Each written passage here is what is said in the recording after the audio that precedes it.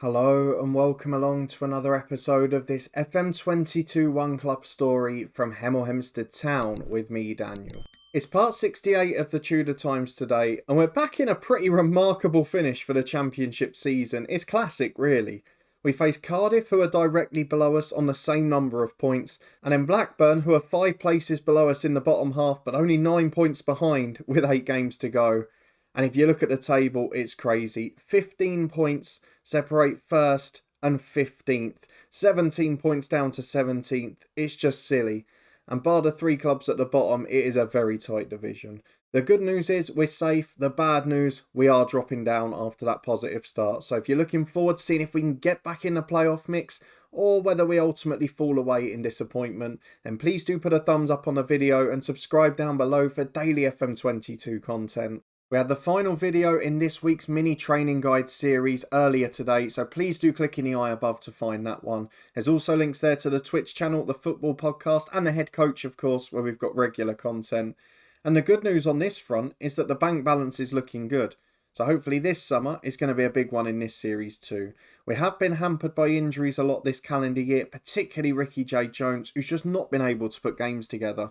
I know he's not been injured the whole time, but a lot of it has been doubtful too. If we go and look at his form, he had a couple of little games where he had odd knocks, then he had one where he was in light training, then he's had another injury, then he came back for a game, then he's injured again. So that has sort of been a key part of us dropping down the league.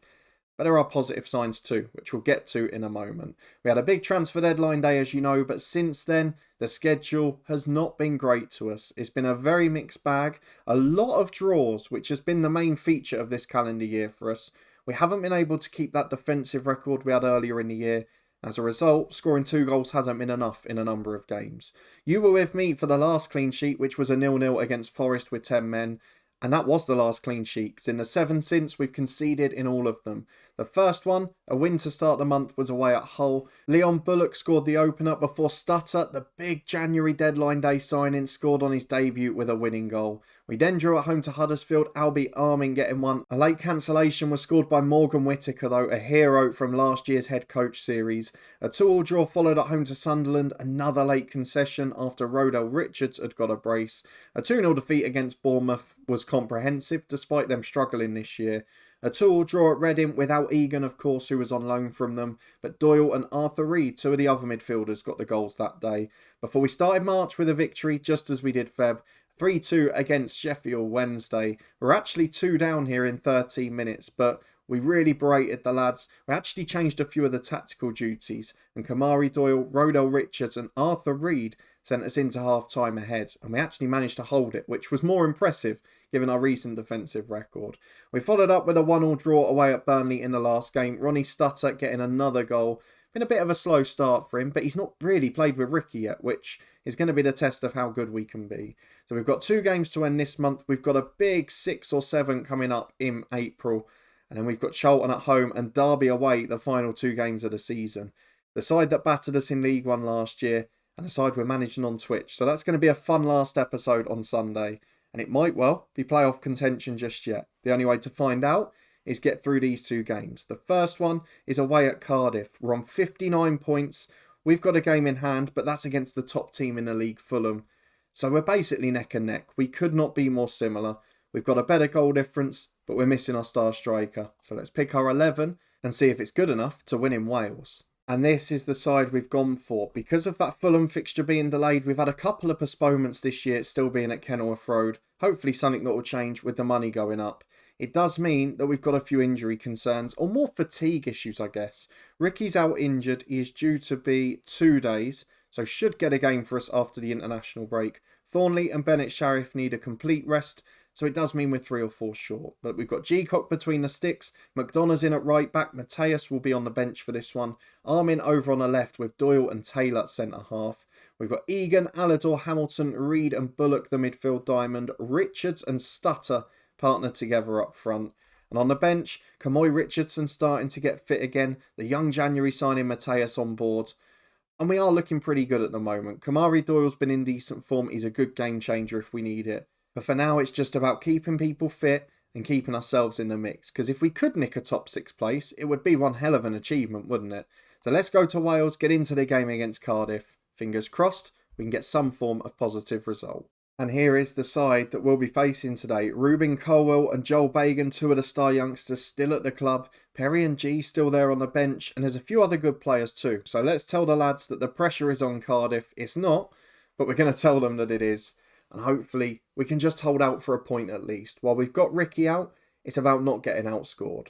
Problems with 20 minutes gone. Injury to Rodell Richards. And with Ricky J. Jones out, I can't take the risk. So Javan Malcolm going to get a very big cameo appearance here. He's on with 25 gone. And we're yet to have a shot on target as Armin's got an advance throw on the left. Can this be the first opportunity? Starter back to Egan on the left-hand side. He's got support. Goes back to Arthur Reed and Armin. Time to play down the line. Instead plays the safe option. Just playing triangles in the middle here. Though Stutter finds Bullock. It's lovely football. Through to Malcolm, who I think was offside. It's going to be ruled out. I thought it was his sixth for the season, but not to be. Doesn't beat the offside trap. Good impact off the bench though. As we're back again with 8 minutes to half time, with Stutter holding the ball up halfway inside his own half. Finds Egan and is back to Adam Doyle. Of course, missing the presence of Thornley in there today and not been able to secure loan extensions for any of them yet this year. As Malcolm's in again, he's dragged this one wide. Why, when he's onside, can he suddenly not hit the target? It does drive me nuts, that. But with 5 to the break, it's been a pretty even game. There's not been a huge amount in it, though it is a Cardiff free kick. Colwell with a header just over. And it looks like we've got an injury to Armin as well.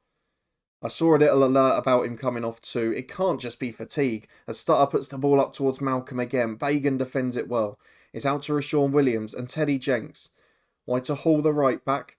In 1 minute of stoppage time, it would be a terrible moment to concede. As Tanner back to Hall again.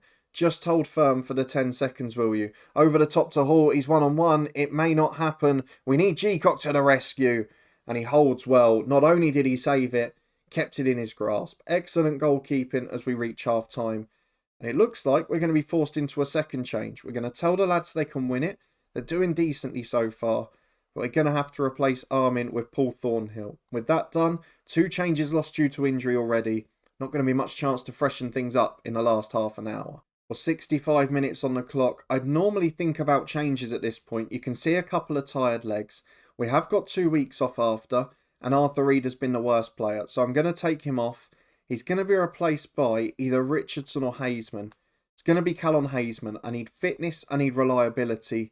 We can't afford more injuries because all the subs are made. But 0-0. Again, if you guys can inspire clean sheets every time you're watching, I'll be very happy to show you more games. Might even have to make it a live stream. Though with 5 minutes to go, we're back playing out from the back with a goal kick. Long over the top from Taylor. It's pretty aimless. It falls for Davidson and Rashawn Williams. And this is often, unlike us really, it's a bit uncharacteristic. It's where we've struggled in recent weeks and recent months. We concede late goals and we've done it again. And it is the star man up top, Jibril Toure. So we're going to demand more from the lads. We've got 5 minutes plus stoppage time. And we've just run out of steam again. Maybe that step up to the Championship has just come a bit too soon, as we mentioned. We started, we had that momentum with us. But now, playing 2 or 3 games a week, we just can't compete. We lose another late goal, we lose the points yet again. And we are sliding down the league. We were top after, 18, 19 games?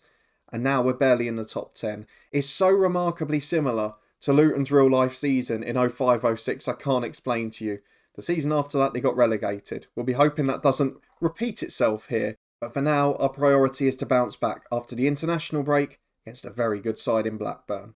Well, even with that defeat, other results not really pulling away. The second place is still 65 points. Cardiff are actually into the playoffs with the win. And there is a little 4-point cushion behind us because those sides that were directly below, just not picking up results. So, going to be an interesting finish this, but we'll be back in a minute for Blackburn Rovers. Here we go then, 2 weeks passed and we are back on Friday afternoon, an early Easter break in March for Blackburn Rovers at home in the Championship. We've got striker issues. Stutter, Richards, Ricky J. Jones all going through fitness tests. Ricky J. Jones, I'm going to put him on the bench, but I can't risk starting him because that's what we did last time and he had to come off. The other 2 look alright, so hopefully they can start anyway. We've got Blackburn at home who are in 11th place. If they win, they're 3 points behind us and the slide continues. And let's be honest, if we lose this game, playoffs are definitely out the reckoning. We're probably heading towards a bottom half finish, which we would have expected at the start of the year. We've got a horrible run in. This is yet another fixture in it. So let's get through the tactical meeting, pick our strongest 11, and we'll be back in a moment to run through it. Right then, lineup picked. I've decided that I'm going to give Arthur Reed a complete rest from the squad because he's been poor the last couple of games. So Haseman will come in, Doyle and Richardson are on the bench. Ricky J. Jones back amongst the substitutes. Thornley and Bennett Sharif back into the starting 11. But otherwise, it's fairly familiar. There's not a great deal we can do. And we've got to protect those who maybe have had a heavier match load and a heavier workload over the course of the season. So our 11 for today, I think, sees 3 changes, which is Haseman, Thornley and Bennett Sharif in, Reed, McDonough and Doyle out. Let's go and see if that's right as we head into the game. It is. Hopefully, we'll have the fresher legs of the two. We're looking at the visiting 11 today. Paul Clement in charge of the club, but they've got some good players. Still got Lenihan and Rankin Costello, who must be getting on a bit in this save. But even then, Antoine Semenyo on the bench, Matt Macy, Josh Knight, Kyle Edwards, good footballers. Isaac Hayden, who's got to be getting on a bit. I've noticed the squads generally, by the AI this year, they seem to be a lot older overall. And even where we've had in the head coach, directors of football, managing transfers, particularly at the higher levels, regardless of what the club objective and vision items are, it seems to be that older squads are being built. And Gaki is in there, who's a good player, and Sarkic in goal, but I would say we've probably got the legs, they've probably got the technique. Let's see which one comes out on top. At home, without Ricky J. Jones, I don't really fancy our chances. And it's been a quiet first 7 or 8 minutes as we're back with a throw on the right for Bennett Sharif. He plays it up to Richards, who drops it into Egan and Alidor Hamilton. We are going to start to look at extending loans again soon, but at the moment, just want to try and keep competitive and stay in that mix for the 6 because the championship, the points totals are so low this year. Played 38 games and people were on 65 points at the top of the league. When we're talking just over a point and a half a game, it's madness. As Stutter gets it to Egan and Alidor Hamilton, to Haseman, to Hamilton. We're keeping the ball well. And I feel like if we can get the opening goal, we can maybe go on a little bit of a spree today. We're due to batter someone. We haven't done it for a while. Might not happen with Ricky in, but Bullock is giving it his best go. 7th goal of the season. It's taken him a long while to warm up after that big injury at the end of last year. He was obviously unhappy that we didn't sell him at the end of the January window, but he scored a big goal there, and it's a big moment for us. 1-0 up in the first 9 minutes. And I did talk about it earlier this season when we were in League 1, when we were in League 2, and even when we came up. The low points totals give you a chance if you can win games. And it doesn't matter if you're poor in some, if you concede a lot of goals. If you can win games, give the odd thrashing to teams, you've always got an opportunity, particularly at an outside top 6 place. As Keena puts a corner in, Dorset heads over. We almost concede immediately. That wouldn't have been ideal. But 15 minutes gone, it's 1-0 to Hemel Hempstead Town. And at the moment, we're back up to 8th and just 2 points off the playoffs. Stranger things have happened as Sarkic clears long downfield. Up to Thornley, who can bring it down at the back. We missed him in the last game for sure. Alidor Hamilton goes all the way back to his keeper. And he plays it out to Thornley. He's got time to come over halfway and find Armin at left back. Into midfield for Bullock. Got support with him. Instead goes alone. Plays through to Stutter. Brought down by Lenihan. And it has to be a red card. He's about to pass that into the net. If it's anything other than a red, it's a disgrace. And he's got away with a yellow. I mean, he did not make a clear attempt to win the ball there. As Rodell Richards steps up from the spot. The good news is it's 2-0 to us, but I'm a little disappointed in that. It's a clear goal scoring opportunity. I don't think he made a genuine attempt to win the ball. So by my reckoning, that should still be a red card. As it is though, it's been a brilliant start to the game. We're looking like we're slowly back in form. But for now, we've got to avoid a Blackburn comeback because at 2-0, we know in this year's FM more than ever, teams come flying out. They go gun-ho over the top. And here's Rankin Costello, got support in the box, gets to the byline, cuts back to Lameka. And what do you not do when you're sailing comfortably in a game? You do not give away a ridiculous penalty as Alidor Hamilton has. It's going to be Hall to step up, penalty apiece and a goal apiece from them. Blackburn have a route back into the match, and that was all of our own making. Hopefully, it won't come back to haunt us. And despite conceding that goal, as we get to half-time, we're actually up to 7th, as Cardiff, who beat us last time, are now losing, of course. We're going to say well done and controlling possession, but we know that this is so dangerous. When we've been in this position before, we've often faltered, particularly this last half a year. We'll be hoping the late show doesn't come back to get us again, but I really wouldn't be surprised, as Blackburn have a throw on the right with Ngakia to Keena. Down the right again to Copeland. In behind, but Stutter, the centre forward, all the way back there defending in his own box, and he did it well, to be fair to him. Problem is his clearance went to where he should have been, so he had no one challenging. As Keena finds Ngakia and Copeland, you can see Blackburn completely turning on the style here. That was wonderful last-ditch defending from Thornley, as Bennett Sharif brings out from the back. Cheeky backheel to Taylor. Not sure I'd advise that in that area of the pitch. But the ball works its way up to Rodell Richards, puts the defender on his backside and goes back inside to Hamilton. And now Bennett Sharif can play short. We're keeping it comfortable. Richards providing the attack, holds the ball up well. Egan over the top to him. He's made a brilliant blinding run, and he deserves the goal for that, because that is super football. One of the best worked team goals we've scored all season. Richards heavily involved. Seems to really shine in that advanced forward role, despite wanting to be a poacher. Or maybe it's just being on the right-hand side. I don't know. But 3-1 with 25 to go. We're going to make a couple of changes, but I'm very happy with where we are. What we're going to do is bring on Ricky J. Jones for Ronnie Stutter, who's not had the best game. Richards will switch sides. We're going to bring on Camoy Richardson, who will replace Callon Hazeman. And we're going to bring on Kamari Doyle, who will replace the other midfielder, Alador Hamilton, who gave away the penalty. So 22 minutes to go, a quarter of the game remaining. We've got a 3-1 lead in what has been a pretty even game. But the results at this stage of the season are all that matters, as Thornley plays out to Albie Armin and Richardson, just coming back in after those long-term injuries, and a bit like Bullock, I hope he'll get better over the next few games, as here he is on the left-hand side, back to Richardson again, up towards Richards, who can't quite get there. Christensen gets it away to Kyle Edwards, the sub. To Rankin Costello, probably been the main Blackburn threat going forward, but he's dropped deeper now, as Edwards picks it up again. Back to the aforementioned fullback. And Blackburn are content to keep possession at the moment, not making a real bust of a gut to get forward and get those 2 goals back. Though here's Kyle Edwards trying to change the tempo of the move. To the byline he goes, back to Hall, scored the penalty, to Rankin Costello, to Christensen, to Keena, wide to Ngakia. It's a beautiful flowing move. We've seen great team goals all game. And that's another one. Kyle Edwards with his first for the season. He started and finished that move.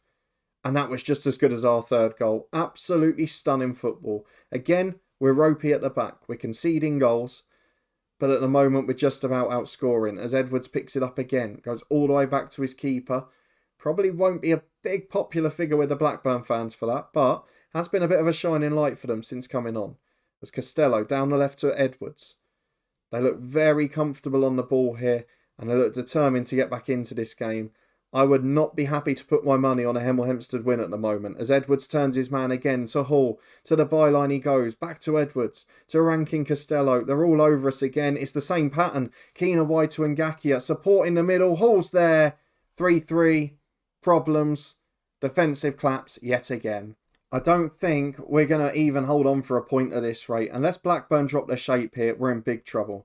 The subs in midfield seem to have been a little too early, though Armin crosses there just beyond Jones. If he's fully fit, does he win that? Back to Doyle, who loses out to Keena, and it's cleared downfield to Taylor. I'm going to demand more from these lads, because they've been really poor the last 10 minutes. And only now are they getting on the ball again, with Thornley, to Egan, to Taylor. Supposed to be the experienced one in the back line, but he's actually been the poorest performer, though Bullock gets it there. Wonderful effort from 25 yards. Sarkic tips it wide. And it's a corner kick. What a game this is turning into. Two sides that are trying to keep outside bets on the playoffs alive. As Egan heads in for 4-3. In fact, it's Albie Armin the goal's given to. It's so often Egan rising at the back post, but he's beaten to it by the fullback. And Albie Armin makes it Hemel Hempstead Town 4, Blackburn Rovers 3. Both sides making a scrap for it. And Gaki has come off injured after the 3 subs have been made by Blackburn. And he was their main threat for the last 2 goals. So hopefully that's job done. And it puts us just 2 points and 2 places away from the championship playoffs. What a performance that was, going forward at least. Now if we can find a bit of defensive form, as we had the first 2 months of the season, we might well yet be able to cause a miracle. What it does do looking at the table with a 9-point cushion now is virtually wrap up a top 12 place. And that is a remarkable achievement in itself for our first year in the championship. I just don't understand the conceding none or one goal in every game. for the first 2.5 months to what we have now, which is just defensive chaos. We're not doing much differently. We've got a more settled defence, if anything, but we're having to outscore teams heavily to try and win a game. We did manage it on this occasion though, and we are up to 8th place. So disappointment followed by success, and 2 wins in a month for the first time since the 16th of December when we played 2 of the bottom teams away from home. Those were 1-0 victories. This was 3-2 and 4-3. Shows you the exact contrast between our first half of the season and the second half that we've just witnessed. So we are going to try and fly through the 5 games at the start of April. Includes the likes of Fulham, who are right at the top, but also Fleetwood, who are virtually relegated already. And then we will be back for the last 2 games of the Championship season. Derby County, our Twitch side away from home. Charlton Athletic, who won League One above us last year, at home. If we can get results there, who knows what will happen. If you want to find out and you did enjoy this episode, please do chuck a thumbs up on it. Subscribe down below for daily FM22 videos from 2 long-term stories. It may well be a tense one when we come back on Sunday in this save, but in the meantime, the head coach will be back tomorrow. We had the final part of our training guide mini-series earlier today, which you can find in the eye above. There's also links there to the Twitch channel and the football podcast for regular content on both of those too. But a massive thank you for watching. The training video I just mentioned is above my head now, so if you want to give it a try and you haven't already, please do. And I'll see you next time for what could be a thrilling end to the season.